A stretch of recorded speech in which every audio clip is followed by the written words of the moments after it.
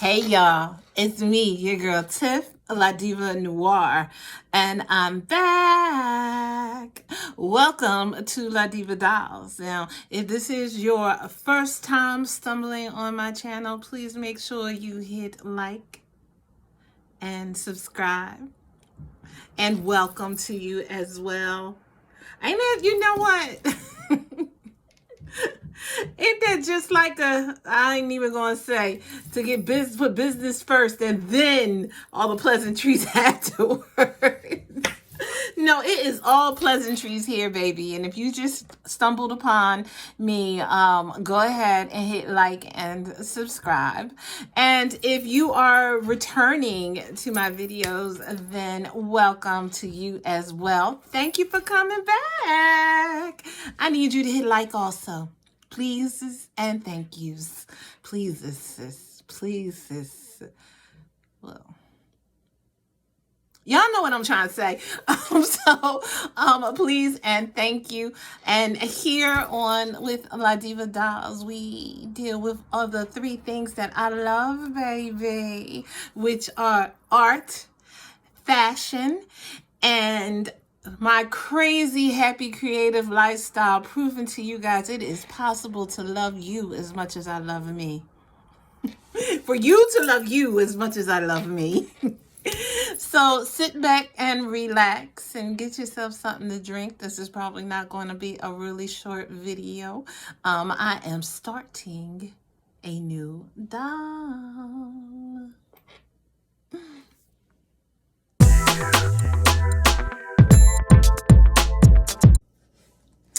Hey y'all, I'm back.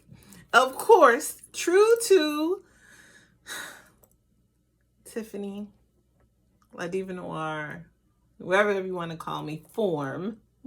It is a day later. I did not start the doll when I said that I was going to. Stuff just happened and it just didn't happen, you know? But today I am actually going to start the process of the doll. And I know I look different than I did on the intro.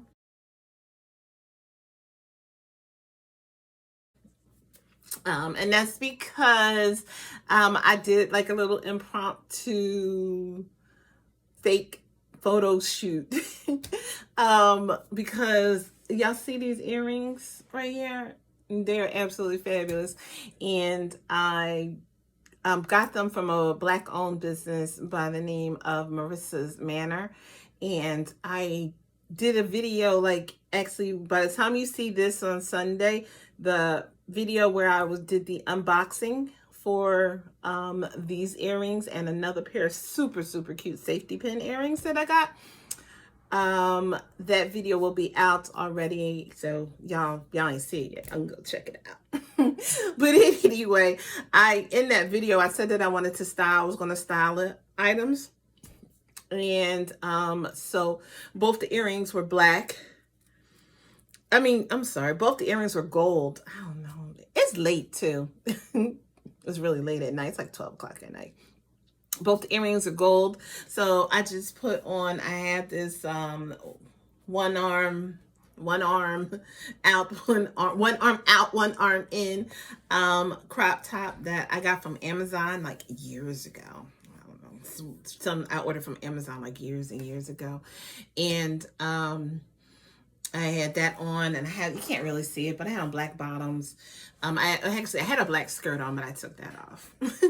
And I just paired it together with this gold necklace. There's a coin on it. This necklace, literally, I've had this necklace since I was 15 years old, and I'm 48. So it's pretty old. But I just thought that the details on the coin necklace like went really good with the watch earrings.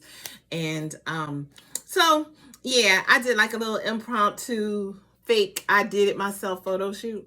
So that I could style the items, so post the pictures on Instagram. So if you are not following me on Instagram, this is on my simply_Tiffany Dean page. You'll see the pictures of my little my little mismatch, you know, whatever, called amateur photographer photo shoot that I did.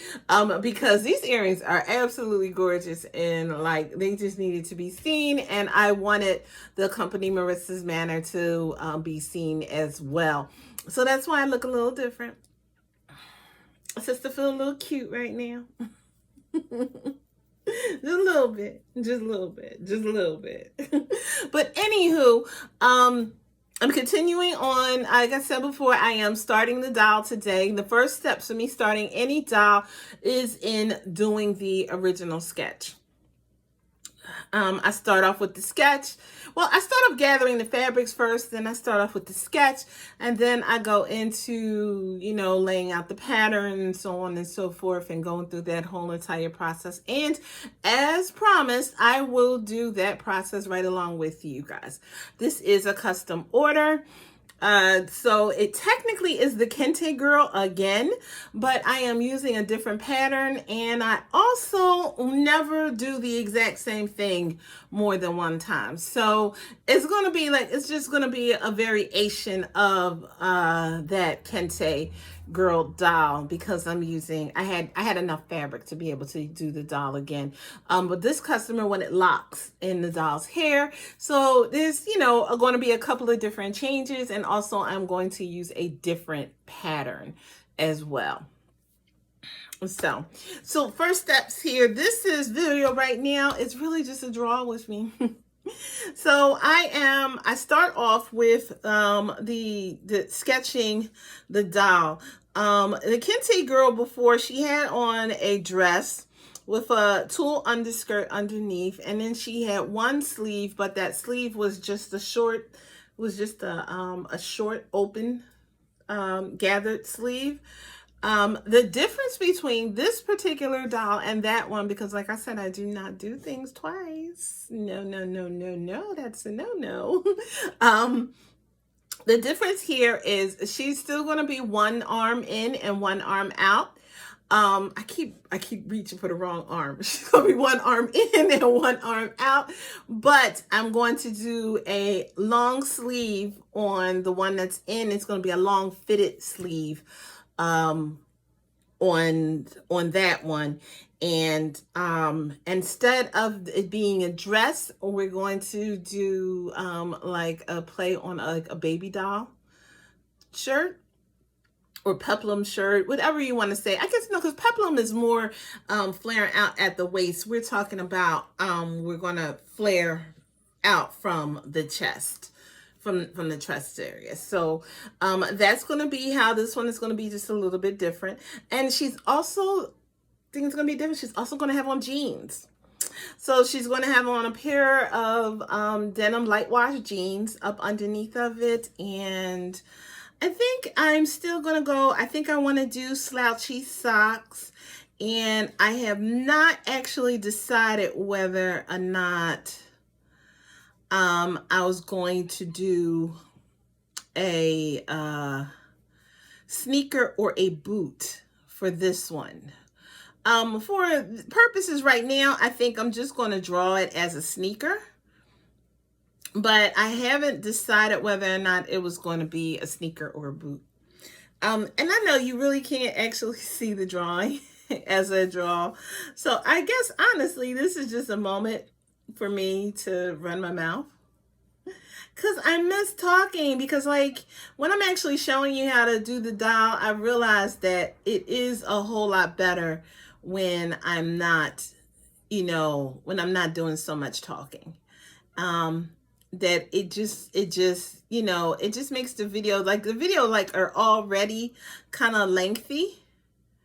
And it just makes them even longer when I'm running my mouth constantly. And it's funny because I almost can't help it, because I'm a talker. I like to talk. Which is funny because I tell you guys I'm a talker, but in actuality, most people don't really know me as being a talker. I'm a talker if you know me. I'm a talker if I feel really, really comfortable in the environment that I'm in. Then I tend to, run my mouth profusely. But if I'm not really comfortable necessarily with where I'm at, then I definitely do not do all that talking. I kind of fall back. I am extremely, I don't know, I might have talked about this before on another video. I lose track of them. I lose track of the videos, honestly. I am extremely socially awkward. I'm socially awkward, and I have issues where this is another thing that everyone's really surprised about. I have issues where I am constantly afraid that no one wants to hear what I have to say.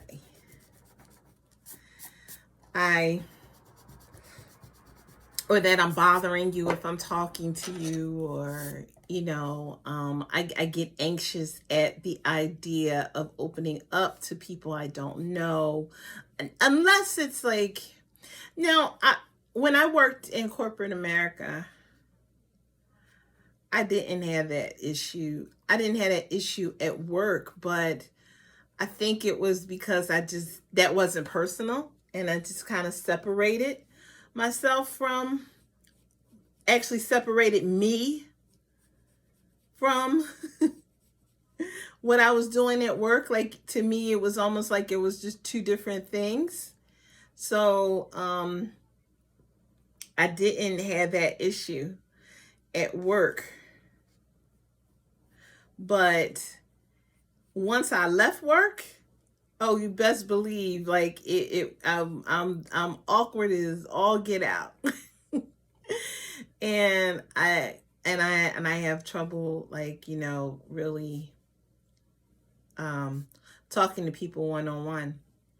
But at the same time, I have no problems whatsoever speaking to a crowd of people as a whole.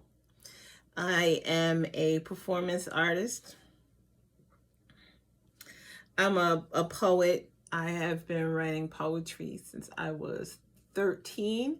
I have been writing, period, since I was 3, and writing poetry since I was 13. And I have been a performing poet, performing spoken word artist since I was in my 20s. It's been, over 25 years I have been a performing spoken word artist.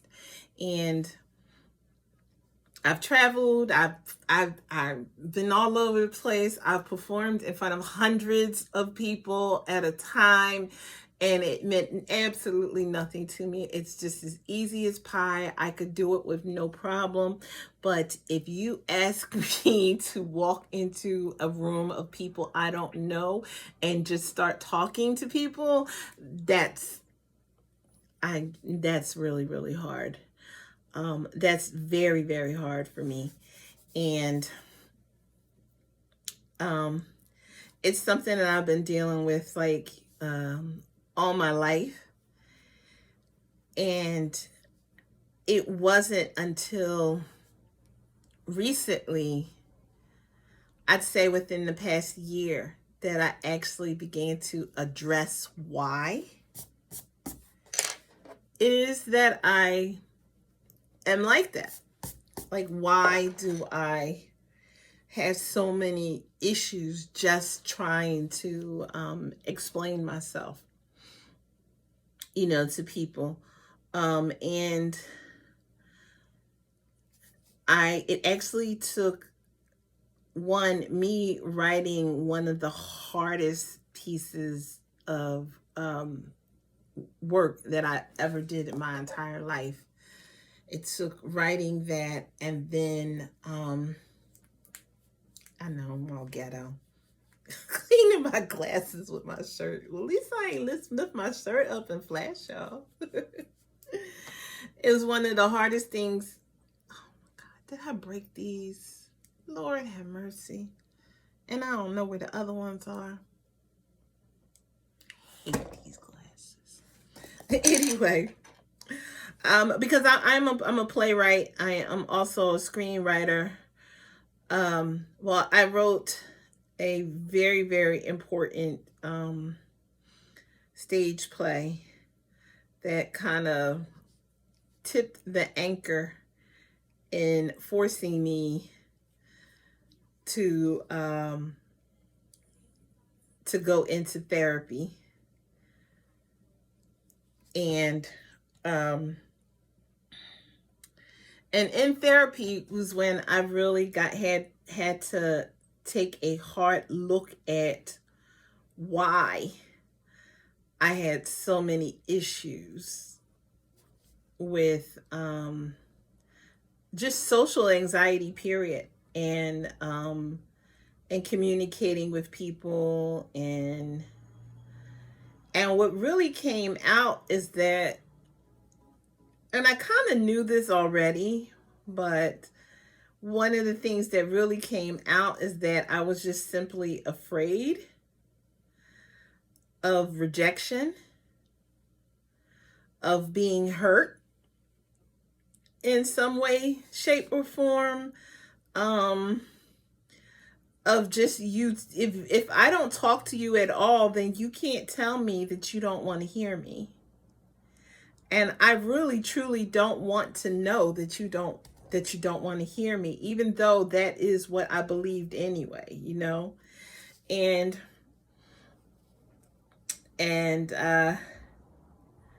so I just, my brain, their way of like just shielding me from hurt or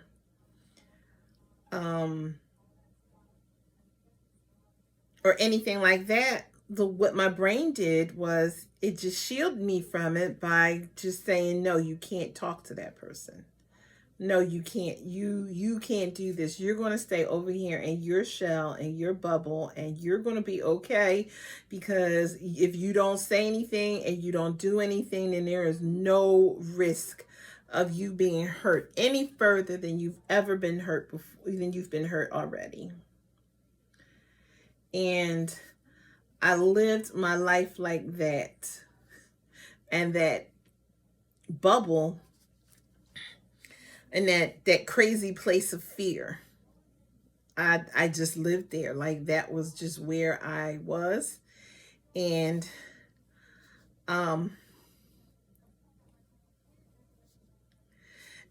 it had me stuck. It definitely had me bound,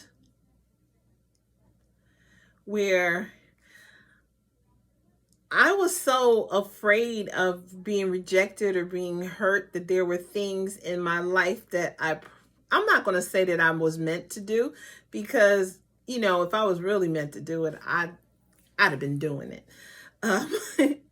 But there are times and opportunities in my life that I didn't take advantage of, and things that I didn't partake in because of that fear that was basically irrational. Like it really had no basis other than my brain said, you've been hurt enough and we're tired of being hurt. So we're just going to stop right here, and you're not going to do anything else anymore. And so I didn't talk to people. I didn't do things. I didn't go places. I just didn't do. And right now in my life, it's time to do things. So I'm not playing scared anymore. I'm not worried about, what anyone else thinks, whether they want to hear me or not. Well, I mean, I still have those same issues, because even when you realize what your issues are, they don't just go away because you realized what they were. Like, wouldn't it be nice if life was really like that, where you could just say, "Oh, that's what's wrong," and then all of a sudden it's just fixed? No, it doesn't. And I still have issues. Like, I don't promote.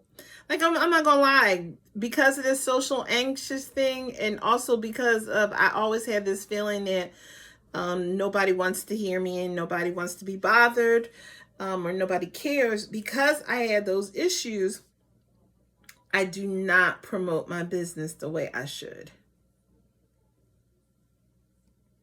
I don't promote my business the way I should. And like, social media is everything. Like, that's where everything goes. That's where everything is supposed to be at. The whole world revolves around social media. And if you're somebody who feels like you're talking too much and nobody wants to hear you, it's hard to promote yourself consistently on social media, because you're always thinking, well, they saw that already. They're going to get tired of this, and they're not going to want to see this, and they're not going to pay me no mind, or they're going to ignore everything I do, and blah blah blah blah blah blah blah blah blah. So we don't push ourselves the way that we should. And I'm not gonna lie, I'm guilty. I am still guilty of that one. I am definitely still guilty on that note of not pushing myself, not like, I've had several videos on YouTube that I did not even announce on social media that I launched them. Like, because of that fear. So I'm still working on that, but the thing is that I made the decision to work on it. Like, I made the decision that I'm going to step out and be a part of,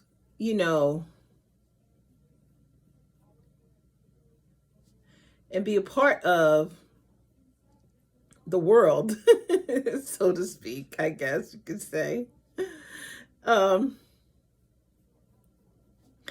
Yeah, I made the decision that I want to live in the world. You know what I mean? That I want to be a part of what's going on. That I realize that I have the right as anybody else to promote myself. It's crazy. It's like commercials, they don't care. Like, I have seen the Dole Fruit Cup commercial more than I care to see the Dole Fruit Cup commercial. I'm so tired of that Dole Fruit Cup commercial. You know what I mean? But they don't care. They're not thinking, oh, people going to get tired of seeing us. They just keep putting the commercial out, And, and I had to get the skin thick enough to have that same type of tenacity that, like, I don't care. I don't care if you already saw me.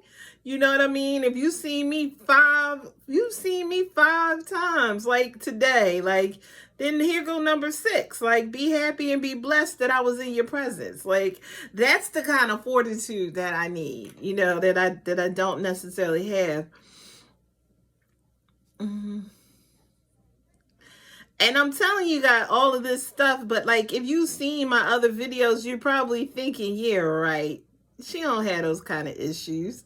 You know what I mean? But that's because I worked at it. Like, I really, really worked at hiding and sort of masking those issues that I have with, in social settings. And most people, like I said, if you know me, you know I have that issue. But if you don't know me, you don't know. If you don't know me, you have no clue. You had no idea that was even going on. But it was. It's a thing. It is oh man, I'm getting ready to mess up.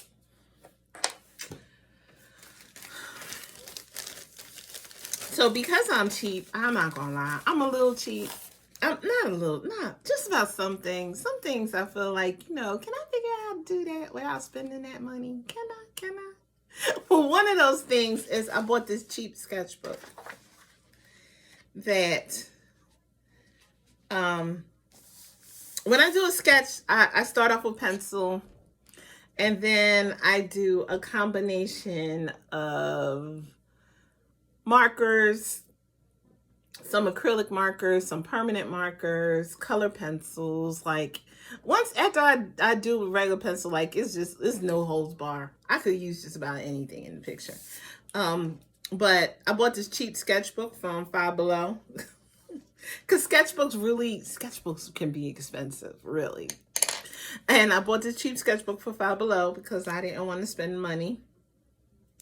And the marker bleeds through, and sometimes it bleeds through multiple pieces of paper. So I don't even know what this plastic came from. Wait a bit. Can I tell where this plastic came from? From off of here? No, I can't tell. It just says keep this bag away from babies and children. But look, I stick it right in between the two pages, and voila, I'm not ruining all the pages in my journal by coloring one picture. Sometimes you gotta think like that. And then other times, you just gotta buy a good sketchbook. Yeah, art is expensive. It is not a cheap career, business, or even if you like, let's just say you just do it as a hobby, like it is not by any means an inexpensive thing to do. Like I've spent so much money on art supplies. But anyway, I digress. That's not what we were talking about. We were talking about me and my socially anxious issues.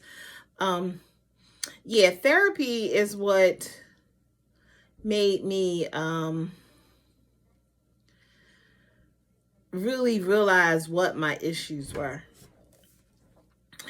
A lot of times in the African American community, we kind of shy away from the idea of therapy. And I think it's sad that we do, because I think that way more people than they think would definitely benefit from therapy. But there's always been this this issue with, oh, but I'm not crazy. You know what I mean? And it's not even about crazy, it's about being healthy, mentally and physically. But anyway, it took me going into therapy for me to really realize that fear was the natural response that my brain had to making me be able to deal with traumas that had happened in my past. But the only thing about that is, while my brain was trying to help me, in actuality, my brain was hurting me because I wasn't living. I wasn't taking the time to actually live my life. And there were so many things that, like I said, that I wanted to do, or things that I wanted to achieve, and different things that I wanted in my life that didn't happen, or I didn't allow to happen because I was dun dun dun. I was afraid. Why do I still have this pencil? Let me throw it away so that I won't have it anymore. I'm sorry. Yeah, it was a pencil that I do need that one, not yet. I go through this now. I'm just choosing the different shades of brown so that I can create depth in her complexion and her face. And it's kind of dark, so I'm having issues seeing the different shades. I think I got 3 good. No, let's see. Let's try one more. Oh no, that's definitely too light. And while I'm doing this, I keep coming across pencils that aren't worth crap. And I'm throwing them away because if I don't throw them away, then I'm going to stick them back inside of with the good pencils. And then I'm just going to keep grabbing the crappy pencils, thinking that they are the good pencils. Okay, so here we go. I think we got 3 different shades here. Okay.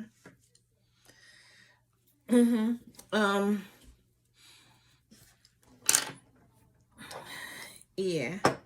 And then one of the other things that led to me being and there's a lot of big things that appeared to be little things that even took me to that place. Oh, wait a minute. I'm sorry. I keep forgetting what I'm saying. I keep losing track. So that's the thing. I get into what I'm doing and then I forget what I was talking about. So I have to learn how to talk and, multitask probably a little better. But anyway, a lot of people are really surprised to hear that I'm socially anxious. Yeah, one, like I said, because I can perform in front of thousands, hundreds, thousands. That doesn't matter. That doesn't bother me. But also because well, that's one thing.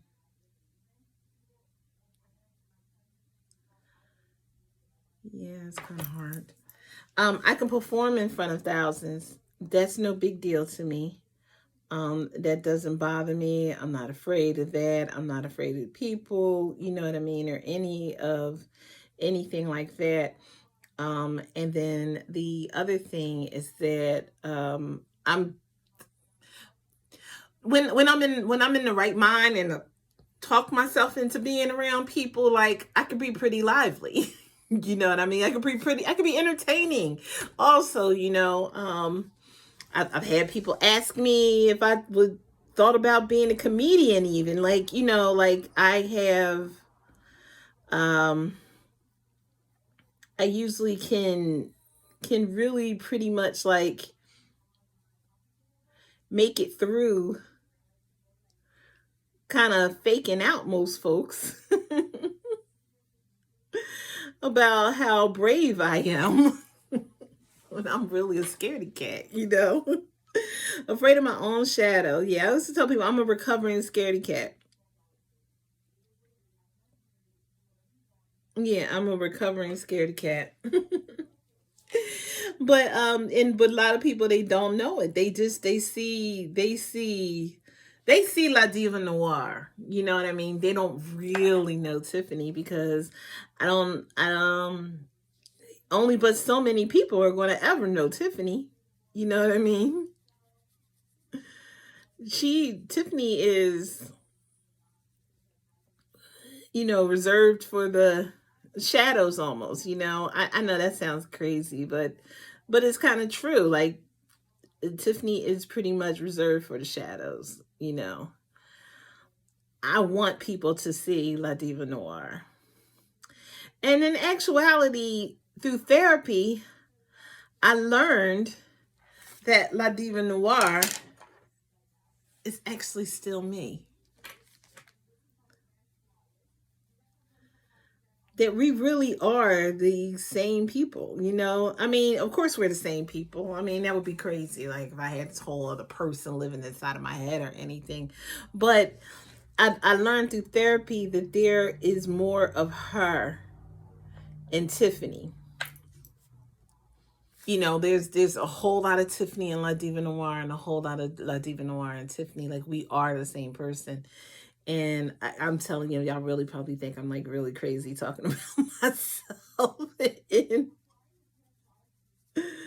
in a completely, you know, different sense like this. But it's true. It is what it is. Like I am who I am, and I've learned to accept it. I've learned to accept all of it, like I said, and then see how much of me really is, how much of it really is all the same person, and how I never realized that before. So I'm learning to work through it. You know, I am working through the fear, working through the anxieties, working through, you know, all of that stuff so that I can be this well rounded person who can behave the exact same way in both settings. You know what I mean? Whether it's in that more of that formal setting, or if it's in um just me by myself. I'm learning to not be so anxious about what's going on around me, you know, to live life. Learning to actually live life, to appreciate life, you know, and to accept every all of me, you know what I mean? Every single part of me. And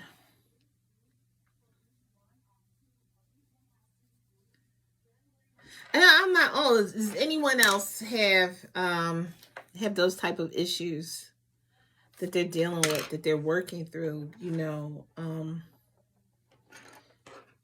just know that you're not alone. Like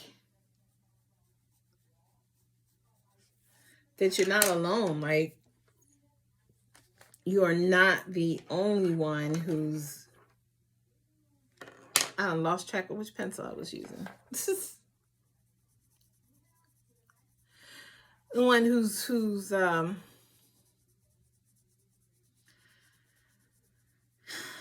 yeah.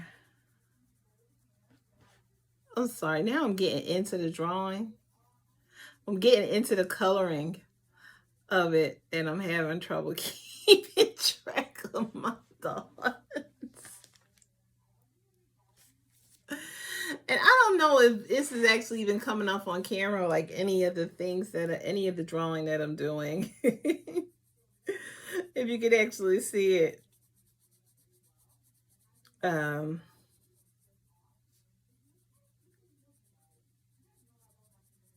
yeah, there we go. All right, she becoming this whole chocolate goddess here. Um, yeah, I forgot. Now, what was we saying? I know it's sad. It's really sad.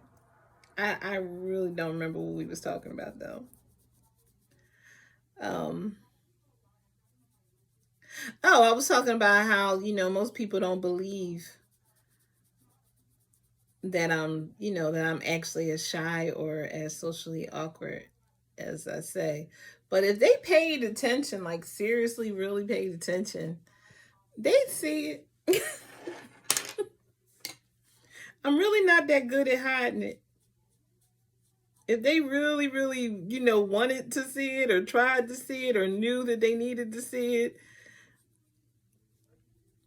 people who get to know me, they see it. They definitely see it. Like my actual friends, you know what I mean? They see it. And I pointed out to someone, so um I used to host a open mic event, and like to this day, people walking down the street will call me out and be like, "Hey, La Diva, hey Diva," you know what I mean? It would say that to me, and like I don't know, and and you know, so I had this personality that people knew, and you know, a lot of people do know who I am, and the funny thing about all of that always was that all these people, maybe it would be like, well, you know, I know her, or you know what I mean, or they would think it would be as if they knew me, but none of them, upon reflecting, could say that. Most of them, not many of them, could say that they actually had a conversation with me, though. That they actually had an actual conversation with me, though. Because one of the tricks to being able to be upfront and in a space where everybody sees you, when you have the type of issues that I have, one of the things that you have to do, and I teach this to people. I've taught this to a lot of people because I in dealing with like stage fright and things like that. You have to completely disconnect yourself from the audience. Like nothing about that audience can have anything to do with you. Nothing about that audience can have anything to do with you. And that honestly is the key to being able to jump in and out of the two worlds. So, knowing everyone, I talk to people during the show. I talk to everybody. I crack jokes, I do the whole nine. But what I had to do was make sure that I never actually connected with anyone except for people who I already knew. So if I already had a relationship with you on some level, then it was, you know, it's okay to actually like notice that person in the audience, that specific person, or see anything, but everybody else had to be people. And then usually by the end of the night, I would always duck out and like try to go take care of business, some sort of business or something like that. I would duck out. And then I would make myself scarce during the time when everyone's leaving, because everyone's leaving, what they did was they would walk around and they would talk to people. And, you know, and everybody wanted to take pictures. So I would be there just long enough to like jump in the pictures and, you know, things like that. But in general, by the end of the night, I completely disconnected from everything that had anything to do with the show when I used to host. And actually during a performance, it's pretty much the same too. Now it became a little bit different. The more I began performing, that part, like if it was a show that was focused specifically on me performing, then that was a little bit harder. And then that would be the one time that I'd have to pep talk myself into it, get over it, and then just be a part of the crowd, you know? And I don't want anyone to see this video and think that that it was because I'm antisocial or I didn't want to. I'm like, I don't want to be bothered or anything like that, like from hearing this, because that is definitely not the case and what happened. As a matter of fact, honestly, all of my life, I wanted to be a social butterfly. I wanted to be that person that everybody knew, who everybody hung at my house, that I entertained all the time. Like I wanted to be that person with 1,000 friends, and and the life of the party, and the it girl. Like I always wanted to be the it girl. So my issues truly are my issues. They actually have absolutely nothing to do with they actually have absolutely nothing to do with wanting to be bothered, or wanting to be around people, or thinking like, oh, I'm too good to talk to this person, or I don't really care about y'all, I don't need to talk to y'all. Like it's never been that way for me. I actually wanted to be that person who was in the middle of everything, but that just wasn't my fate. That was just not how things, that was just how my brain just wasn't wired that way for some reason. And I wish that it was. I would have loved if it had been, you know, but it just wasn't. It is what it is. But knowing that I still wanted to be a part of that world, so I was able, God bless, I was able to like come up with some sort of skills to be able to like be a part of it anyway.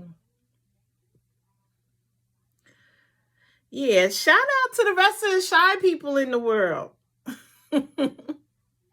The socially awkward geeks. Like, shout out to y'all. And then on top of that, I was a nerd. So, like, that ain't make it any better either. Like, I was way more comfortable with a book in my hand than I was, having a conversation with somebody. Like, yo, you give me a book, and then I'm one of those people who researched everything. I had to know if I was interested in it. I had to know everything about it. Yeah, I was a nerd. I was a nerd.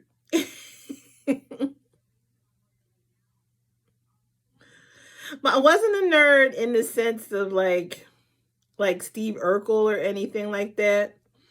Because who you see right now has always been me. Like I've always been a bit like fashion forward, and like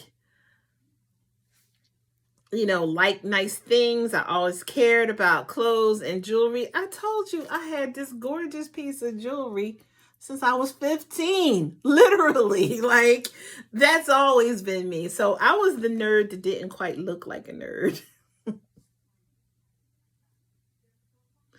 It's funny. I remember I transferred. So I went to the Philadelphia High School for Girls, which was like pretty prestigious at that time. Not so much anymore, I hear. But I went to the Philadelphia High School for Girls until they rejected me. And they told me to get to stepping, and they kicked me out. No, not because I was a bad kid. I was just a bit stubborn. I didn't want to go to girls' high. So my dad made me go there. I had the pick of like I could have went to any school that I wanted to go to. It was like one of those kind of situations. And I wanted to go to Kappa. I wanted to go Kappa. Kappa is the creative and performing arts. And I wanted to go there. And my dad said no.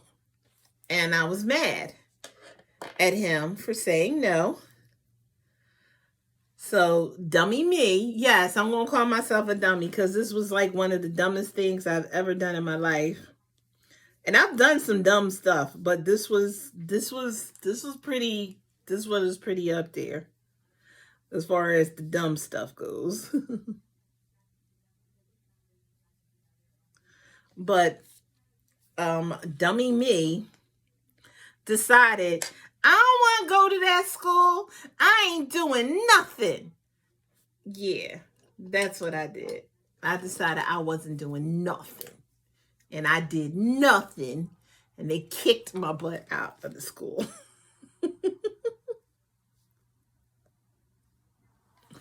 Yes, they pulled out the boot. If you could see my foot, I'm kicking under the desk. They get out of here. So, anywho, I got kicked out of Girls High. And and I went to Germantown High School.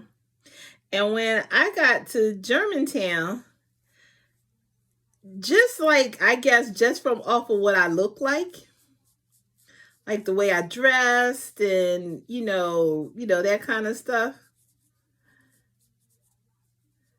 Like, all the fly girls wanted to be my friend. You know what I mean? Those were the ones who thought like, oh yeah, like, I come in, I had my Gucci bag. Actually, I had a different bag every day. I had a Fendi bag. I had a Gucci bag one day. One day I'm carrying a Louis. You know what I mean? I would come to school like that. And I worked in a hair salon. So my hair was slayed to the gods every single day when I came to school. My siblings were all older than I was. So I had, because they were so much older than I was, they bought for me.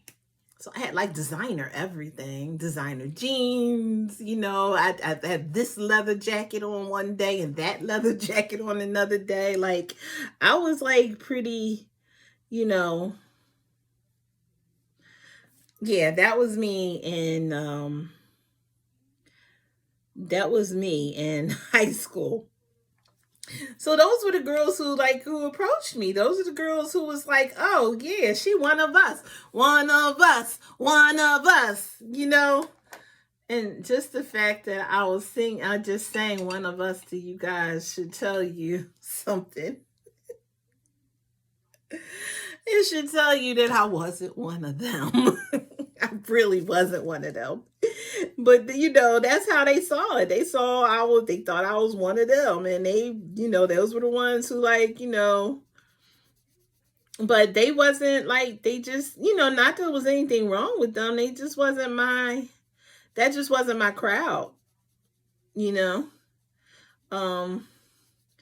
that just wasn't my crowd. They just ain't do it for me.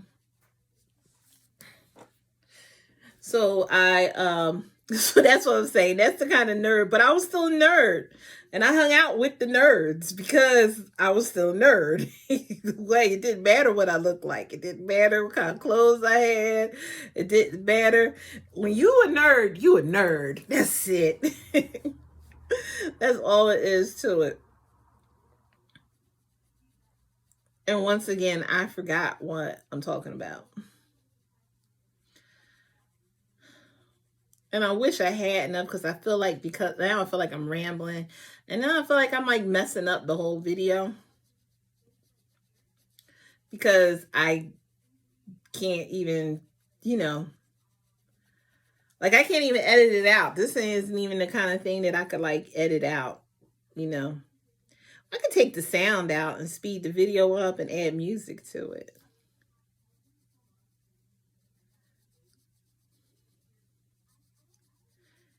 Yeah. Maybe I'll take the sound out. See, now I'm talking through the you know what? This might all end up being in the video. But no, it's what, 52 minutes already? Oh, that's a long ass video. This is not necessarily a quick process though. Just like life. Just like how I said, learning how to speak for yourself when you spent all your life not speaking for yourself? I've always, you know what's funny, and I think about it, like I've always been content with allowing other people to speak for me too. Like my siblings were, like I said, they were all older than I am. So, you know, I allowed them pretty much to dictate just about everything, you know. Um,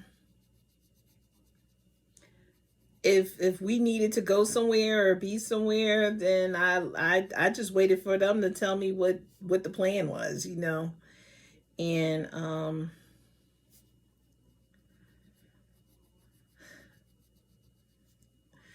I'm happy to say I'm speaking for myself now. So now I'm speaking for myself. I'm still working on the speaking up for myself part, though. Like, I am in control of my own destiny now, you know? But sometimes I'm still a little too quiet. Yeah, but how would y'all know, right? Y'all always hear me talk. No, the fear, that social fear. I mean, social is personal too. Like social situations, it could be any situation. It could be, you know, with your family. It's just the interaction with other people. And I've always been hard, it's always been hard for me to speak up for myself in situations. It's the reason why my marriage ended the way that it did. Like I take full blame in the part that I play in that. So I'm not married anymore. I take full blame in the part that I played in us not being together. I allowed him to do whatever to me. And then one day got fed up, and it didn't quite might not have made sense to him when I got fed up, because what do you mean? I didn't even know it bothered you. You know what I mean? Kind of thing. Because I allowed him to just do whatever to me. And I've been in other relationships since then that end, they end when I realize that that's what I'm doing, you know. But it usually is that stop short thing without them not even really truly understanding what they did wrong, because I allowed them to do it for so long. So I don't speak up for myself. So I'm definitely working on that. Because you have to. So I'm on this journey of happiness, and for the most part, like, I'm the happiest I've ever been in my life, because I'm confronting fear, you know, which means I'm taking chances. I'm actually living, you know, my life instead of being a spectator watching everyone else live around me. And but there's still some other stuff that I got to do. There's still some other things that I got to take care of. And yeah, it is.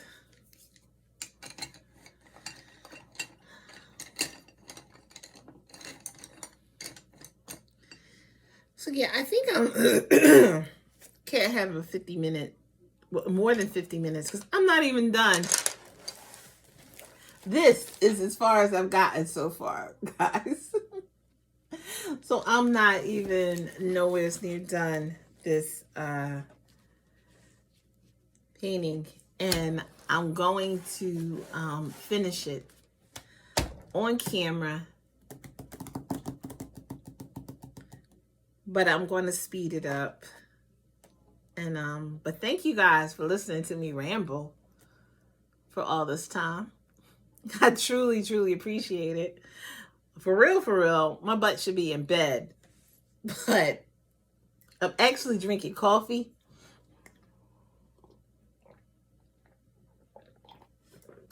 Actually, the bad part about it is, for real, I had Pepsi, and then I had a cup of tea, and now I'm drinking coffee. I might be up all night. But I'm going to finish this. I'm going to do a time lapse, and then I'm going to speed up the rest of this video and probably edit some of the rambling out earlier, because you could only kind of see what I was doing anyway.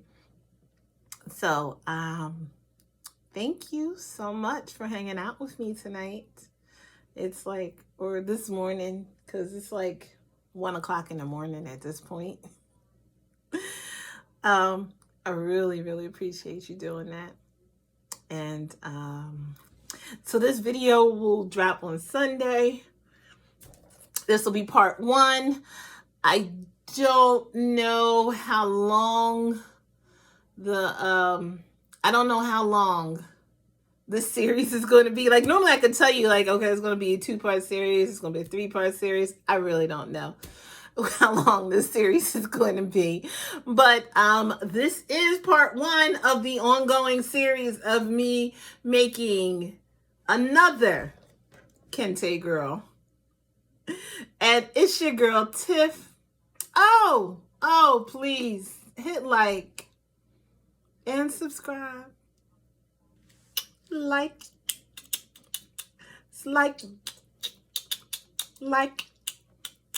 and subscribe.